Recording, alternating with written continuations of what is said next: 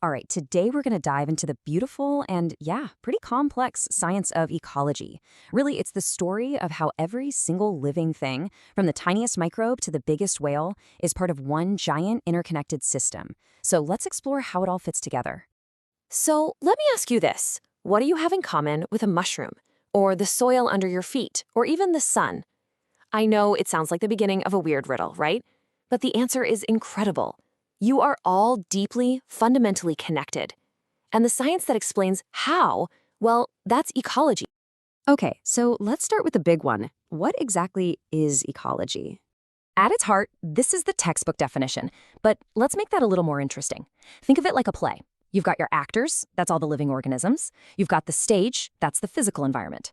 But the real story, the drama of it all, is in that third part, the interaction. That's where life actually happens. And this is the giant puzzle that ecologists are trying to solve. They're asking the big questions. How does a polar bear adapt to survive the freezing cold? Why does this one type of frog only live in this one specific pond? How do predators and their prey totally shape each other's evolution? And maybe the biggest question of all, why is there such a mind-blowing variety of life on our planet? So to understand that whole puzzle, we've got to start with the individual pieces. And ecologists basically see every environment as being built from two fundamental types of components. And here they are, biotic and abiotic. It's actually pretty simple if you break down the words. Bio means life, right? So biotic factors are all the living parts of an ecosystem. And the prefix a means not. So abiotic factors are all the non-living parts. Simple as that. And you absolutely need both for an ecosystem to work. So what are we talking about when we say biotic? Well, anything that's alive.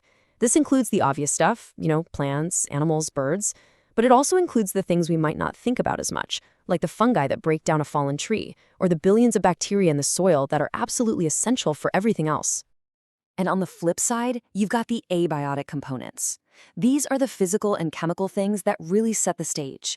I mean, without sunlight for energy, or water, or the soil itself, none of those living things we just talked about could even exist. It's this constant dance you see between the living and the non-living. They are completely dependent on each other. Now, here's where it gets really interesting. Ecology isn't just about studying one forest or one coral reef. It's a science that lets you zoom way, way in or zoom way, way out, looking at interactions on totally different scales. Think of it like zooming out on a map. You can start super small at the molecular level looking at DNA. Zoom out a bit and you've got one single organism. Zoom out again, and now you're looking at a whole population of that species. Bring in other species that interact with them, and suddenly you have a community. Add the non-living stuff, the water, the sun, the soil, and now you have an ecosystem.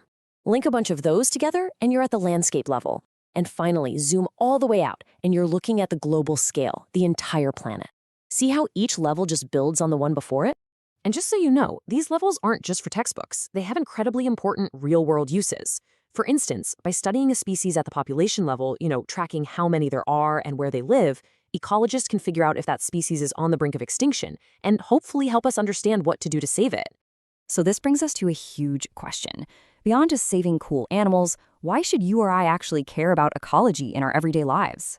Well, to put it simply, understanding ecology is fundamental to our own survival. It's the science that helps us conserve our environment, manage how we use resources, conserve energy. Really, it's about figuring out how to live in a way that doesn't destroy the very natural systems that keep us alive. And the stakes here are incredibly high. This isn't an exaggeration. A lot of the environmental problems we face today come from a lack of understanding of these basic ecological connections. When we ignore how interconnected things are, the consequences are severe. We're talking about damaging the very systems that provide our food, our air, and our water. Okay, so for our last section, let's bring this all back home. How do we, as people, actually fit into this huge web of life? There's actually an entire field dedicated to that exact question. It's called human ecology, and it looks at the complicated relationship between us and our environment. And really, its central point is this. We are not just living in nature, we are an incredibly powerful force that is actively shaping it, with the power to both build amazing things and cause massive destruction. This leads to a fascinating idea called niche construction, and we're not the only species that does this. Think about termites building these massive 6-foot mounds that are basically climate-controlled cities, or beavers building dams that literally change the course of rivers and create whole new wetlands. But no species on Earth does it on the scale that humans do. Our cities, our farms, our dams, we are the ultimate niche constructors on this planet. Which brings us right back to where we started. Everything is connected. You, the mushroom, the soil, the sun.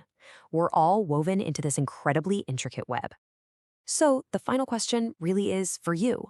Knowing this, what is one thread in this incredible web that you can help strengthen?